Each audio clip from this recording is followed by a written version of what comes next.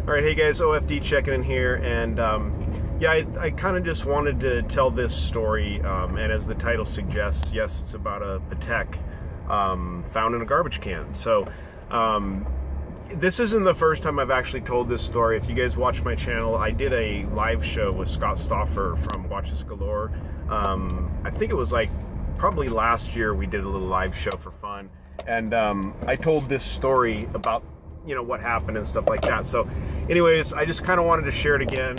I'm driving the car, so you guys are gonna have to put up with the steering wheel because like the phone is sitting on the dashboard. But so anyways, guys, my grandfather was a retired Air Force mechanic. He worked on the F-86s back in the I guess the early 1950s and into the 1960s. He worked on aircraft for the Air Force, and he retired from the Air Force at a good age. And back in the days when you retired, and he supported his family really good with the Air Force, and he got a great pension from it. So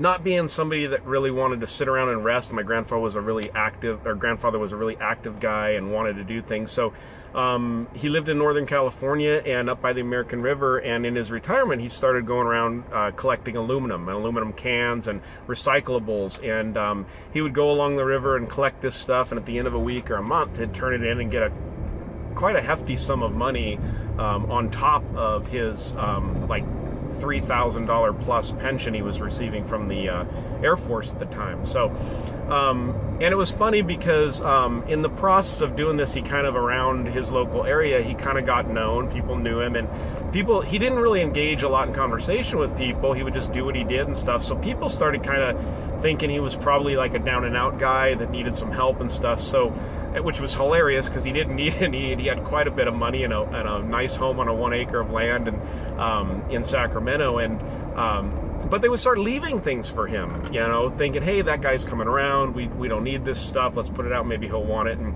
he really kind of started collecting quite a bit of stuff, kind of started becoming a junker of sorts. But you know, one time he actually went to this apartment complex where somebody had moved out, or a husband had passed away, I don't quite remember, but somebody had left a small box of like jewelry and knickknacks and stuff like that. So my grandfather went through the box, or brought the box home and went through it, and in there was a very small man's watch, like a 30 to 32 millimeter, very small, I remember, non-working watch and stuff like that. My grandfather was into watches like me when I was young. You guys know about my 75-48 from when I was a kid in junior high, but he had also brought back some Seikos from overseas for my father and for my uncle. I think he gave my uncle a Pogue variant and my father a 6309 diver. So anyways, into that kind of watches and stuff, but he wasn't really into these classic watches. A small gold watch that he'd found in the garbage can, and it was gold.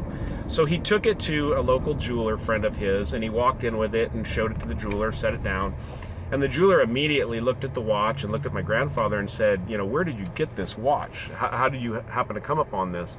And my grandfather told him the story, and lo and behold, the jeweler was a very honest guy, and he explained to my grandfather, you know, this is a handmade Patek Philippe, an early model of the wristwatch, this wristwatch, and worth really a lot of money. And you know, he explained to my grandfather that putting a new crown on the watch was going to cost quite a bit of money. Even back then, it was in the hundreds of dollars to put a crown on this watch. But my grandfather paid for it, and he was really proud of it for obvious reasons, especially something you just happen upon, or somebody leaves for you by a garbage can.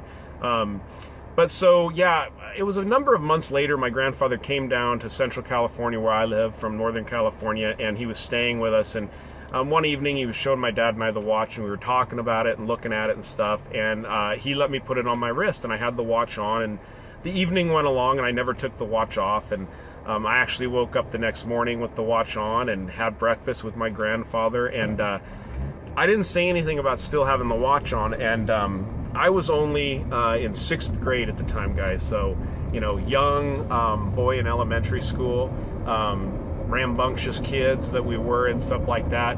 I took off with this watch, and I went to school with it on. Not really thinking a whole lot about it. I remember getting to school, had the watch on. A lot of my friends were kind of looking at it like, that's a goofy looking little gold watch. I remember a couple friends just thought it was like a Timex or whatnot. It kind of did look like a Timex of the times back then. But anyways, I remember getting out of school that day, and my grandfather was standing at the fence to the school, and he was holding onto that chain link fence, staring at me as I came out of my 6th grade class, and he immediately gave me the watch. You know, he expected to be in pieces. It wasn't. It was all good, working fine and stuff. But you know, he really he let me have it for not giving it back to him that morning. And you know, why'd you go to school with it? And anyways, you know, no big deal. We got over it, moved on. But yeah, so that's the story. The watch, eventually my grandfather gave it to my dad. My dad ended up having it for a couple years, kept it in the safe, and then a friend of his actually made him quite a beautiful offer on the watch, and he sold the watch because it wasn't something he was using or wearing or anything like that. So but yeah, as the title suggests, guys, that is the story of the garbage can Patek Philippe.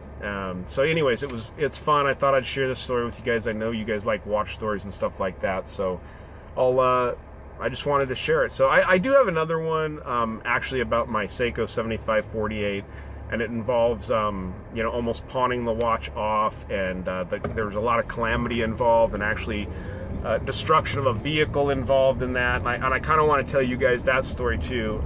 Excuse me as I make the corner and disappear behind the steering wheel. But yeah, so guys, that's my watch story for a Saturday. I hope you guys like it. I plan to hopefully get up another video in the next week or so about some Seiko 5s. I've got 3 vintage Seiko 5s recently that I'm just really having fun with. The prices on these vintage, you know, 1980s and earlier Seiko 5s are really at a great point right now, and there's a lot of design out there and a lot of old resilient movements that haven't seen a whole lot of wear and tear. So I'll try to get a video up of that pretty soon. But anyways, guys, thanks for tuning in. Thanks for watching the OFD channel. If you guys haven't subscribed yet, please do, and please give me a thumbs up down there and like this video if you did. All right, guys, take it easy.